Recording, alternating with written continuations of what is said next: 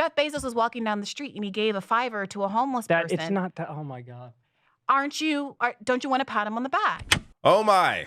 So Kyle Kulinski and Krystal Ball had a lively debate with Briahna Joy Gray over the idea of voting for the Green Party versus voting for the Democratic candidate in a general election. And do I have some clips for you? So I had a hell of a time breaking this down. This is almost a 2-hour debate. I got like 7 clips here.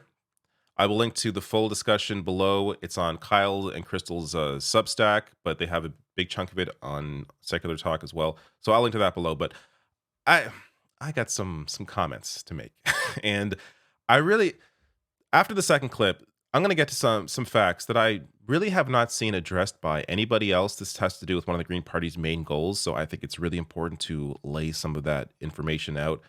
But before I get to the first clip here, I just want to quickly go over each person's position in this debate so it's clear when you're watching this where everybody stands. Kyle is in New York. He's voting for Marianne Williamson in the Democratic primary. Because he's in New York, it sounds like he's voting for Cornel West in the general because New York is a safe state. It's going to go Democrat anyways. But he says if he was in a swing state, he would vote for Joe Biden. Krystal is in Virginia, is voting for Joe Biden, voted for him in 2020 as well. And, agrees with Kyle on a lot of the main points, but also cites the massively beneficial changes under the National Labor Relations Board that has strengthened unions under Joe Biden, which has been, I think, one of the more surprising aspects of the Joe Biden presidency. And Briahna Joy Gray is, I believe, still in New York, is voting for Cornel West and is advocating support for the Green Party nationally, but does admit that it's more difficult, or that it's a more difficult choice to vote for the Green Party in a swing state. That said, she does heavily support the Green Party and is pushing that. So let me get to the first clip here where Briahna is discussing why she thinks voting for the Democratic candidate has a negative effect. Let's say Trump is an existential threat. Let's say that he's a unique threat among all Republican candidates. My concern is that every year, because we all vote for blue no matter who, because most Democrats vote blue no matter who, or most left-leaning people do, the message that gets sent out is that Democrats don't have a bar. You can go as low as you want, as close to the Democratic Party as you, Republican Party as you want, and there's a ratchet to the right effect. And Republicans know that they can keep being more and more extreme. All right, so one of the big arguments from Green Party voters and Briahna Joy Gray here is that if you keep voting for the Democratic Party, then it sends a message to the party that everything is fine. We're going to keep voting for you regardless of how far right you go. Here's the issue. Hillary Clinton lost in 2016. They even went on to blame Jill Stein voters, Green Party voters, for that. Did they then think, hey, maybe we should try and appeal to more of these, further left voters, these working class voters in 2020? No. They pushed Joe Biden over Bernie Sanders. Lessons were not learned because the Democratic Party is not going to learn lessons. It's a capitalist party in terms of how it's currently controlled, what leadership is. So there is no trying to appeal. What really ended up happening is that the bar was lowered for what is acceptable for a Democratic Party candidate, to the point where Joe Biden became an acceptable candidate. Joe Biden would not have won in 2016. So you have a bar that was lowered. And let's be fair, Biden, I think, far exceeded, we're going to get to some of that in a bit, far exceeded what people expected of him as president. But as a candidate, on paper, I think you could argue Biden, before he won in 2020, is a more conservative candidate than Hillary Clinton was. So it just lowered the bar to what is acceptable, to the point where people just wanted anybody who could defeat Trump.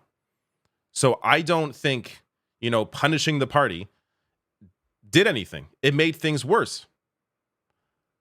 There is no example of the party being taught a lesson by left-wing voters and then changing to appeal to those voters.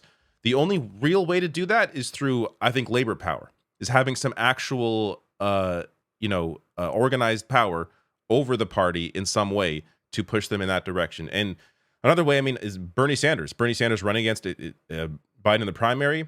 And because of the level of support he had, he was able to get some promises from Joe Biden that I don't think Biden would have made without that. And he actually delivered on some of those promises that we'll get to in a bit with a future clip from Kyle.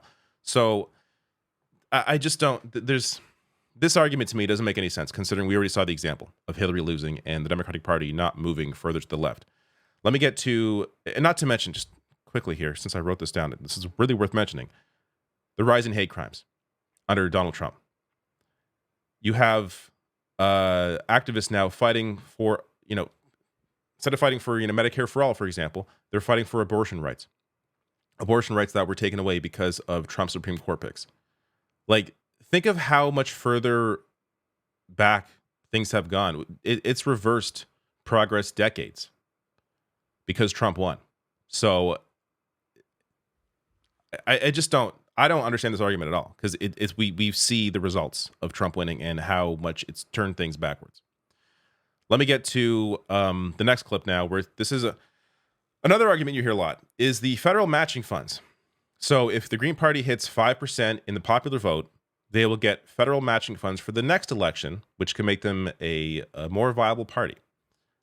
I will get to discussing a bit of that after this clip. The structural barriers against running as a third party, as rigged as it is by the DNC against outsider Democrats, which it definitely is, it's even more rigged against third parties, which is why they always get like 3% of the vote. Which is literally why Bernie got 43% of the vote. Which is literally why people feel it is a structural advantage to get someone like Cornel West to 5% of the vote so they can get federal matching funds. All right. So this is one of the big arguments, and on the surface sounds very convincing. If you get the Green Party to 5% of the popular vote in a general election, they hit the threshold for getting federal matching funds, which would allow them, this is the argument, allow them to better compete in the next election. Here's the problem. There is one example of this happening. The Reform Party in 96 under Ross Perot hit 8% of the vote, meaning in 2000, Pat Buchanan, who eventually there was a fight within the Reform Party about who was the actual leader of the Reform Party, Pat Buchanan won that fight, got the federal matching funds amounting to about $12 million back in 2000. He used that to campaign, used it on ads, all that stuff. And what was the result? Did he grow the support for the Reform Party from 8%? Not exactly. Pat Buchanan and the Reform Party, 0.43%. Getting federal matching funds does not guarantee you will continue getting federal matching funds. The Reform Party has, dissipated. That you have to keep that up. People have this idea that, you vote, they'll hit 5% this time, the Greens will, and then next time they'll get 6, next time they'll get 8, next time they'll get 15. No, there's no guarantee for growth. This is not the solution to the problem. It sounds great on paper, grow the support, get federal matching funds, but as far as, this is one example. You could argue, well, it's, this one example doesn't mean they're all going to fail, but there is no the issue with the Green Party, there is no structure to it. There are no local races. There are no state races. Like, if there was if we saw building blocks where the party focused on, let's say like one House seat, got that person in, then you could argue, well, look, they're building the blocks to form a party that could really compete. But it's just every 4 years, the Green Party candidate. You have to actually build support in states, build support locally. You have to that's how you're going to be able to, if you're going to get federal matching funds, be able to keep that and continue growing it. Without that foundation, this is all just window dressing.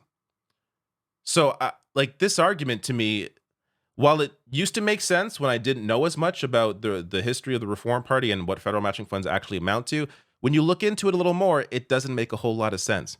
And also, we're talking about roughly $10 million is what the Libertarian Party would have got in 2016 if they hit 5%.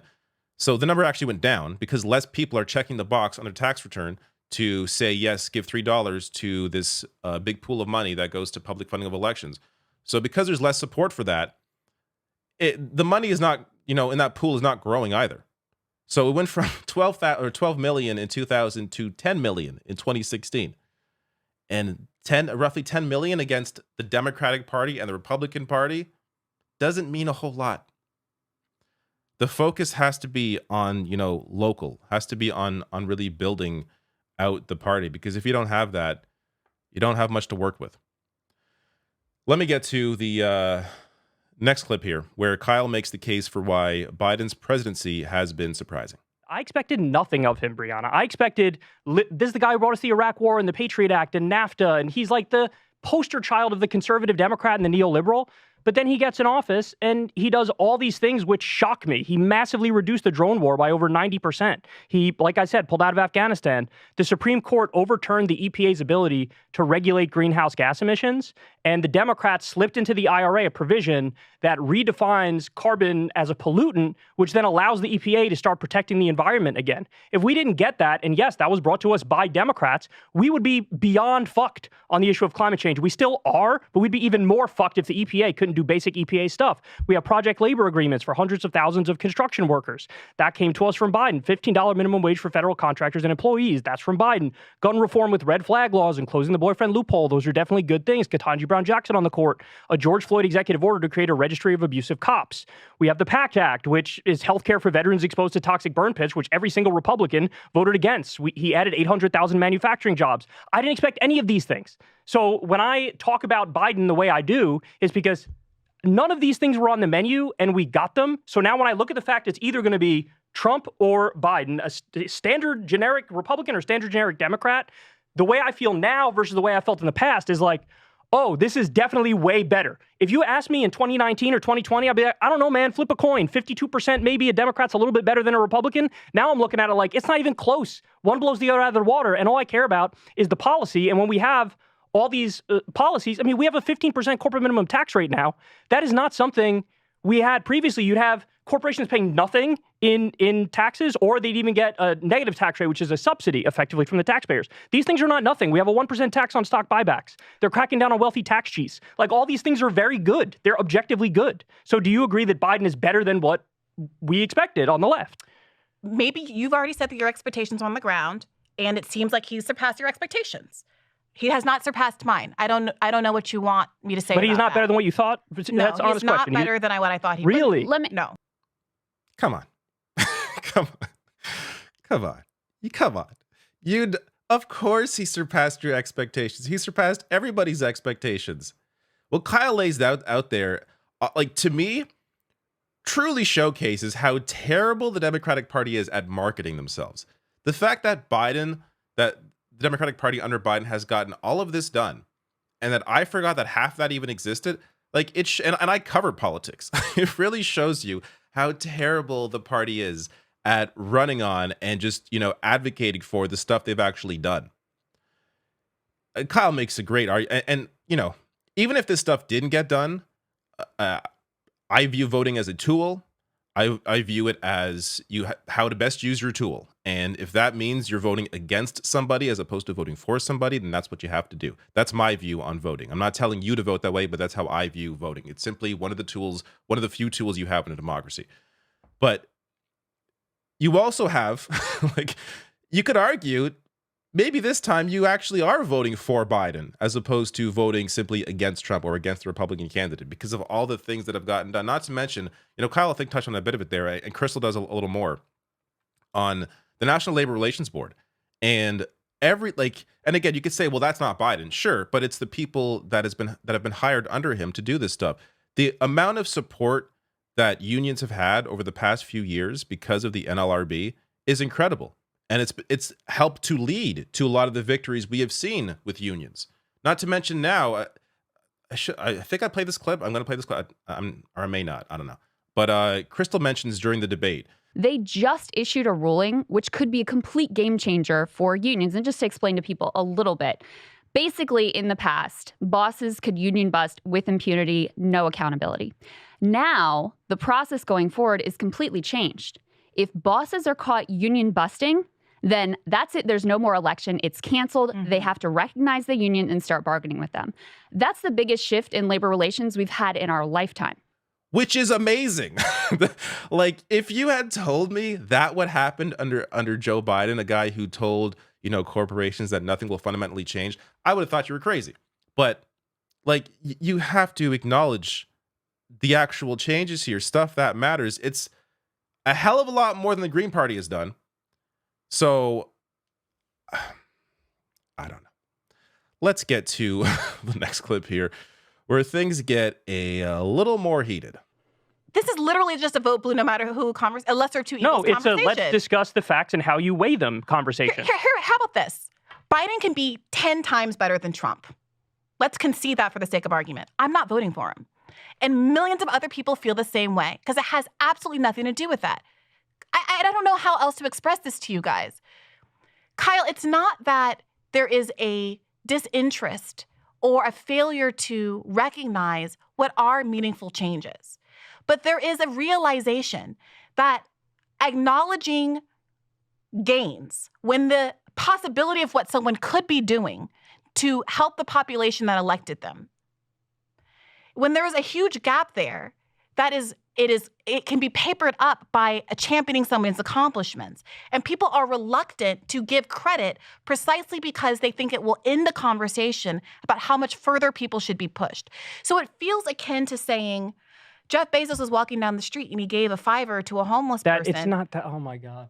Don't you want to pat him on the back? And it's like, well, yeah, on some level, I'm glad the homeless guy can give his sandwich. But your framing of the student debt issue is accurate. Yes, is precisely what the problem is. It's not a problem. Look, I am actually discussing the facts that I learned through reading 1,000 articles on the case. Now, if I bring up those facts and it triggers some idiots into hating me, so be it. They can hate me all they want.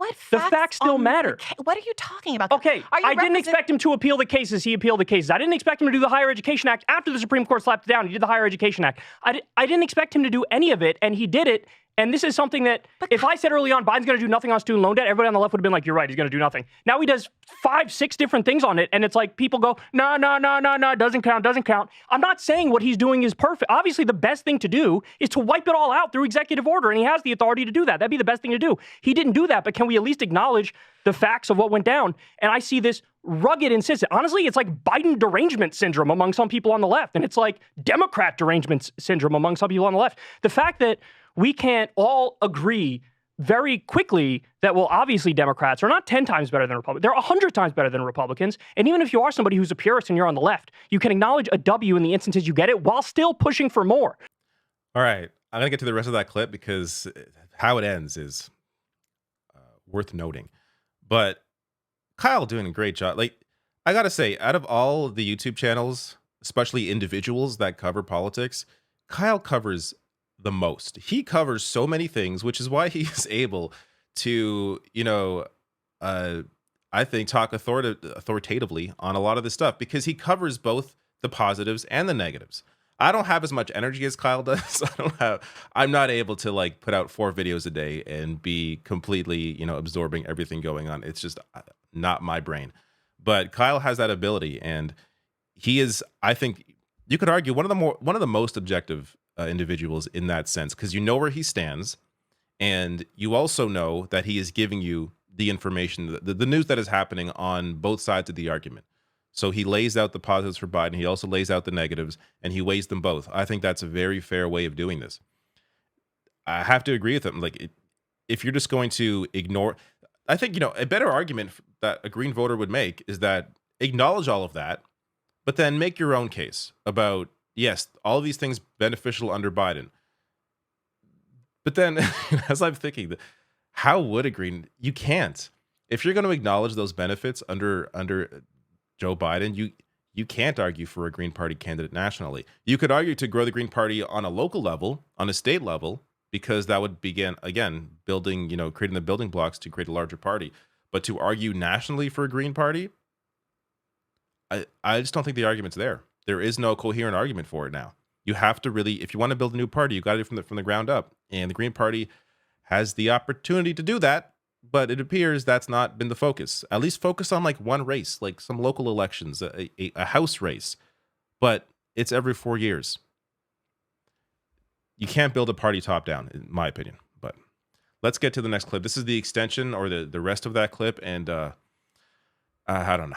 I mean, a perfect example is what's happening in Minnesota right now. Minnesota has a 1-seat Democrat majority. We got universal free school meals, legal weed, carbon-free electricity by 2040, tax rebates for the working class up to $1,300 if you make under $150,000 a year, 12 weeks paid family leave, 12 weeks paid sick leave. They banned conversion therapy. They did red flag laws for guns. They did universal background checks for guns. They did automatic voter registration, public free college if you make under $80K, a ban on PFAs, which is the forever chemicals, $2.2 billion increase in K-12 school funding, sectoral bargaining for nursing home workers. These things are all not little wins. They are huge wins. And I still see this insistence like we're back in 2016 or something where people are like, nope, Democrats and Republicans are either equally bad or actually jujitsu move, Republicans are the lesser evil. And I think it's idiotic. It's doomerist. It's nihilist. It's people who are refusing to acknowledge reality, and they'd rather narrative hump all day talking about Democrats are so bad, Democrats are so bad, Democrats are so bad, but oh yeah, I'm a leftist.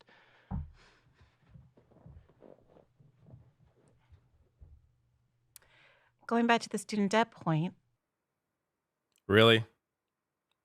Kyle lays that all out perfectly. And you could argue maybe, hey, it's the Minnesota Party, Democratic Party. It's not the National Party. Okay, then fine, argue that. But to just, I don't know, to react like that to an obvious, fantastic point Kyle is making about the clear differences there, it doesn't feel like the arguments are being engaged with on an honest level. But I don't know. There's more. So, what is the next clip? I got too many clips here. So I got 2 more clips. Let's just find out. I'm going to play it, and then these last 2 are a little shorter. Let's just say it's election night 2024. It is all of our worst nightmare, Biden versus Trump. Not voting, but that night when you know it's going to be Biden or Trump winning, are you sitting there like, yeah, of course I would prefer Biden win over Trump? honestly, It's like 50-50. I don't care. Here is why a Green Party voter should care about the difference. If Donald Trump becomes president, this is public. I've discussed this in a previous video. He wants to take full control over independent regulatory agencies, which includes the FEC. The FEC, which they want the federal matching funds from. This is on his website. I will bring the independent regulatory agencies such as the FCC and FTC back under presidential authority as the Constitution demands. These agencies do not get to become a fourth branch of government, issuing rules and edicts all by themselves. And that's what they've been doing. We'll require they submit any regulations they are considering for White House review. Do you really think Donald Trump's going to continue supporting the idea of this public money going to third parties? Is he going to allow any money at all to go to any other party but himself? Why would he? If he wants full control over these independent agencies, why would he allow this method, this ability for other parties to take some power? If you're really concerned about, getting third party votes, getting a third party, maybe the first goal towards that is to ensure you don't have an authoritarian in power. And this is, well documented in other places as well. USA Today discussing, is America on the brink of tyranny? If Trump's plan, if elected in 2024, should frighten us all. So they go into it as well. This is just, again, if you're just a Green Party voter, the first barrier to any sort of progress on that is to ensure that you're even able to have a third party at all. Let me get to the last clip here. I just think it's far more realistic that it goes the way that it goes in the past, which is that the media, as you pointed out, Will demonize controls the left. the narrative That's true, yeah. of who's to blame and who's not. It will be the fault of Cornel West and his damn voters. And Democrats will, rather than saying, oh, let's do Medicare for all, let's actually, they were right about the revolution, let's do it. Instead, they will further smear, dismiss, and marginalize this pesky group of voters that, in their view, triggered the re-election of Donald Trump. That's what I think, based on recent past history. Yeah, And it'll what be I think is dishonest, much more but that's what they'll likely. do. That's what I think is much more likely. and It's like that's- dishonest, but they'll do it. That's You know what what they I mean? did to Bernie. That's what they'll do to anybody who's a genuine threat to the establishment. And if they want to keep smearing and demeaning voters who turn around and stop voting for the Democratic Party, I got to be honest, I think that's a net win for alternative third parties as well. It's not really a win if you have an authoritarian in power who doesn't want any challenge to his power at all. And there's a few moments during this debate where there's comparisons to Bernie. Bernie ran in a primary. Of course, in a primary, support the better candidate. Support Marianne Williamson in a primary. You're not there. There's no potential there of like getting an authoritarian in power. It's different when it's a general election. Now, I've argued, I still don't think you can't blame third party voters. It's on the Democratic Party to work to get people out to vote for them. They win when turnout is high. It's on them. And I think a big chunk of that now is going to be marketing. I mean, Kyle lays out what's been done. There's enough there to market themselves. So they really have to, work on that. The Democratic Party has been terrible at setting any media narratives. They're always following what the Republican Party is doing. So that's where, at this point, they need to make some gains, is understand how to actually market yourself. But this idea of like, it doesn't matter. No, if you're a Green Party voter, it's definitely going to matter if Trump is in power. Because if that happens, then you're going to have absolutely no chance in hell.